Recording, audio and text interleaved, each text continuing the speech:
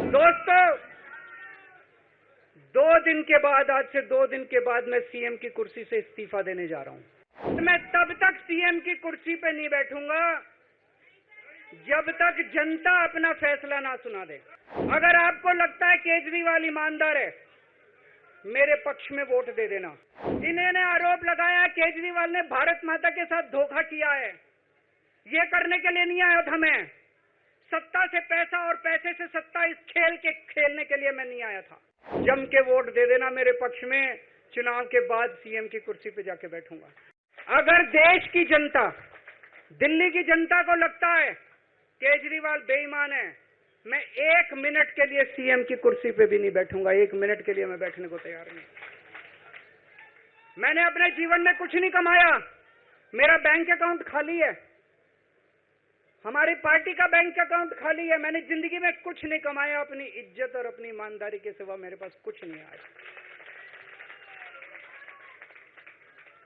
Income tax में commissioner की नौकरी करता था,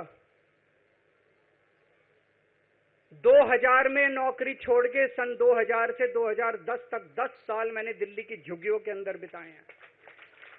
कुछ महीने दिल्ली की झुग्गियों में जाके रहा मैं, झुग्गी के अंदर, नंद नगरी, सुंदर नगरी की झुग्गियों के अंदर मैंने गली गली में खाक छानी है कि गरीब आदमी रहता कैसे, उसके घर का गुजारा कैसे चलता है। अगर पैसे कमाने होते, इनकम टैक्स कमिश्नर की नौकरी बुरी नहीं थी।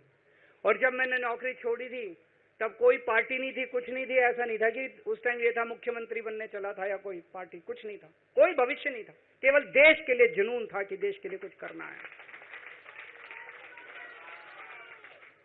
देश के लिए कुछ करने हैं। 49 दिन की सरकार के बाद इस्तीफा दिया था, अपने असूलों के लिए इस्तीफा दिया था। किसी ने इस्तीफा मांगा नहीं था, अपने आप इस्तीफा दिया था।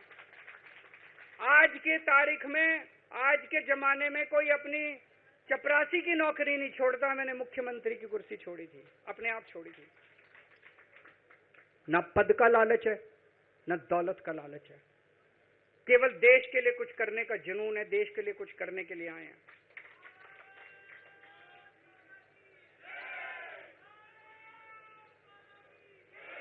इन्होंने मेरे ऊपर आरोप लगाए, मनीष जी के ऊपर आरोप लगाए हैं। इस देश का जो सबसे कठोर कानून है, ईडी का कानून, पीएमएलए, जिसमें बेल भी नहीं मिलती, बेल मिलनी भी मुश्किल है, उसके अंदर हमारे ऊपर तरह तरह के इन लोगों ने आरोप लगाए हैं। कोर्ट से हमको बेल मिल गई, उसके बावजूद आज की तारीख में, आज जो स्थिति है, इससे फालतू कोर्ट और कुछ नहीं कर सकता था जितना कोर्ट ने कर दिया हमारे पक्ष में। हम कोर्ट के बहुत शुक्रगुजार हैं। कोर्ट ने हमें बेल दे दी, अभी बेल तक ही दे सकता था।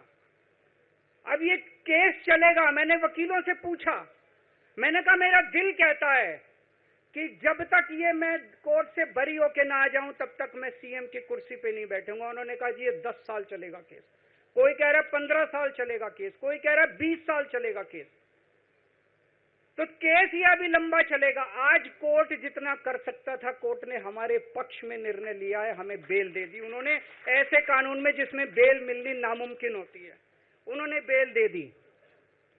आज मैं आपकी अदालत में आया हूं, जनता की अदालत में आया हूं, आपसे पूछने के लिए आया हूं, क्या आप केजरीवाल को ईमानदार मानते हो कि गुनहगार मानते हो?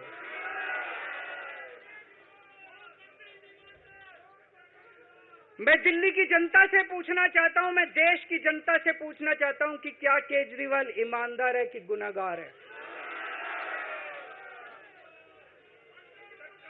दोस्तों, 2 दिन के बाद, आज से 2 दिन के बाद मैं सीएम की कुर्सी से इस्तीफा देने जा रहा हूं।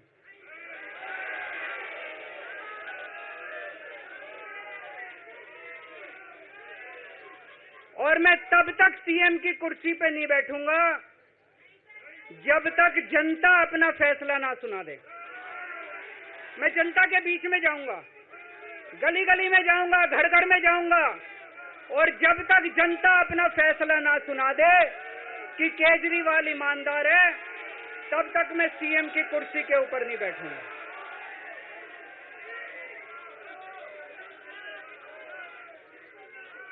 आज से कुछ महीने बाद चुनाव है, दिल्ली के चुनाव हैं।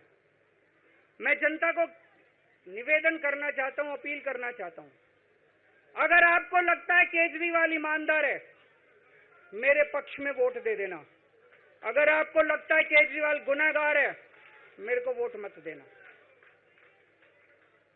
आप अगर मेरे को, अगर आपका एक एक वोट मेरी ईमानदारी का सर्टिफिकेट होगा।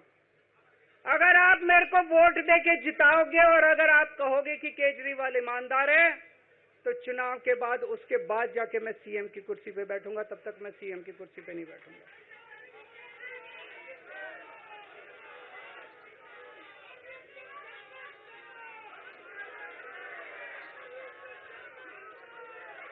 आपको लग रहा होगा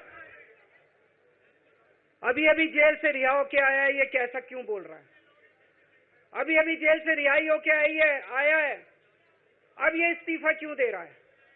इन्होंने मेरे ऊपर आरोप लगाया है। इन्होंने आरोप लगाया है कि केजरीवाल चोर है। इन्होंने आरोप लगाया है केजरीवाल भ्रष्टाचारी है। इन्होंने आरोप लगाया है केजरीवाल ने भारत माता के साथ धोखा किया है।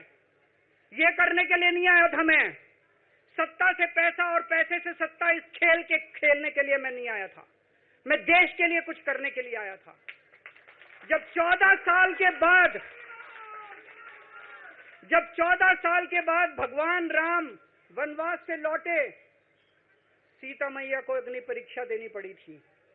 आज मैं जेल से आया हूं, मैं अपनी अग्नि परीक्षा देने के लिए तैयार हूं।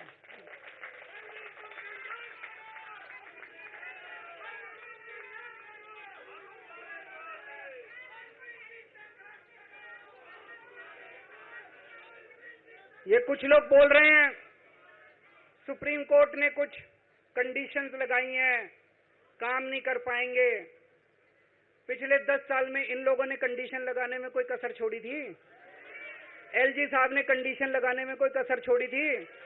केंद्र सरकार ने 1 कानून, 2 कानून, 3 कानून, कानून पे कानून डाल के मेरी पावर छीन ली, पर आपके काम बंद नहीं होने दिए मैंने। ये कंडीशन हमारे लिए कोई वो नहीं रखती, कोई हमारे लिए अड़चन पैदा नहीं करती ये कंडीशन। इन कंडीशन को भी देख लेंगे, लेकिन मेरे लिए जो मायने रखता है वो है मैंने अपनी जिंदगी में ईमानदारी कमाई है। अगर आपको लगता है केजरीवाल ईमानदार है, जम के वोट दे देना मेरे पक्ष में। चुनाव के बाद सीएम की कुर्सी पे जाके बैठूंगा।